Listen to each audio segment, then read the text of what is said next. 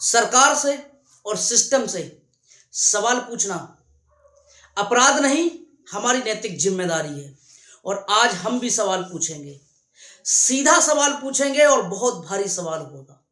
सवाल क्या है कि जिस संसद को देश की सबसे पवित्र लोकतांत्रिक संस्था कहा जाता है, उसी संसद के अंदर 543 सांसद हैं और 543 सांसदों में आधे से ज्यादा सांसदों पर आपराधिक मुकदमे दर्ज हैं, यानी कि वो किसी ना किसी केस में फंसे हुए हैं। यानी 543 में 251 सांसद अपराधी हैं, यानी हर दूसरा सांसद आरोपी। अब सवाल यही खत्म नहीं होता। 251 जो सांसद अपराधी हैं, उनमें 170 सांसद ऐसे हैं जिन पर गंभीर आरोप हैं। आरोप साधारण नहीं, गंभीर आरोप, जिसमें हत्या की कोशिश, अपहरण और महिलाओं के खिलाफ अपराध के जो है मुकदमे दर्ज हैं।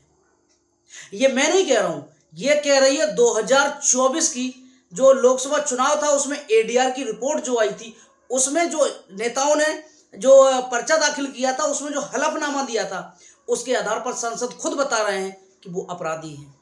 अब सवाल यह है, क्या यही है देश को कानून बनाने वाले लोग? अब सवाल यह है कि क्या यही है देश का कानून बनाने वाले लोग? ये चुनाव आयोग के हलफनामे खुद बता रहे हैं कि देश की संसद में बैठने वाले कई चेहरे खुद अदालतों में पेशियां भुगत रहे हैं। यानी तो सवाल यह नहीं है कि मुकदमा दर्ज है या नहीं है, सवाल यह है कि क्या अपराध और सत्ता अब साथ साथ चल रहे हैं। राजनीतिक दलों से सवाल है, चाहे वो भाजपा हो, कांग्रेस हो, सपा हो, तृणमूल कांग्रेस हो, चाहे देश की कोई भी पार्टी हो, हर राजनीतिक दल से एक सीधा सवाल है और बहुत भारी सवाल है कि क्या साफ छवि वाले उम्मीदवार नहीं मिलते उन्हें, या हर बार उन्हें अपराधी ही मिलते हैं जिनको आप मैदान में उतार देते हैं? क्या साफ छवि वाले उम्मीदवार नहीं है, या फिर जीत के आगे चरित्र बेईमानी हो जाता है?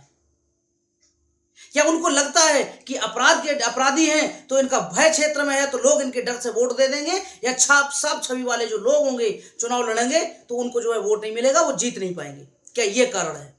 और सबसे बड़ा सवाल है देश के उन लोगों से जो लोग मतदान करते हैं, वोट डालते हैं। आप लोगों से सीधा सवाल है कि जब आपको पता है कि ये व्यक्ति अपराधी है, तो उसको क्यों नजरअंदाज किया जाता है? और हर बार वही गलती दोहराई जाती है कि बार बार उन्हीं अपराधियों को जो है संसद में या विधानसभा में भेजा जाता है। याद रखिए, अगर संसद कमजोर होगी तो लोकतंत्र, हमारा देश भी कमजोर होगा। मैं सवाल पूछ रहा हूं, इन अपराधियों को संसद तक पहुंचाने में किसका हाथ है और उसके लिए कौन जिम्मेदार है? कौन इसका जवाब देगा? आप सबके पास अगर जवाब है तो कमेंट बॉक्स में आ जाइए। और लास्ट में जाते टाइम ये जरूर कहूंगा कि आने वाले टाइम में जो भी चुनाव आए तो साफ तरीके से मतदान करिए और साफ छवि के लोगों को संसद में या विधानसभा में पहुंचाने का काम करिए, जिससे कि देश के एजुकेशन की, हेल्थ की और डेवलपमेंट की बातें हों और देश आगे जाए।